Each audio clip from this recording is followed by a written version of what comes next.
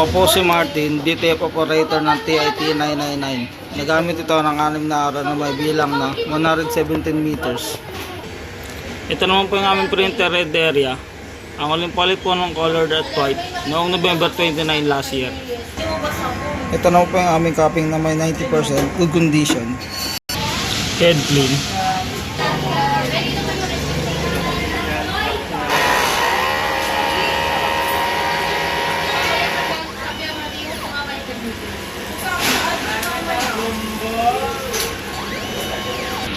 Punasan ng water after head clean. Nozzle check. Ito po, buka naman po sila lahat. Ang in-system po namin, tama lang po ang level. Ito po yung aming waste tank, nalinis lang po ng Saturday.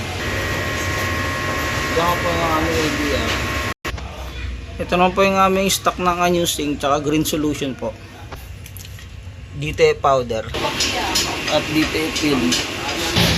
Ito naman po yung aming weekly physical inventory report, updated. Consumables withdrawal, updated din po. Daily output record at DTF model checklist. Yun lang, maraming salamat po.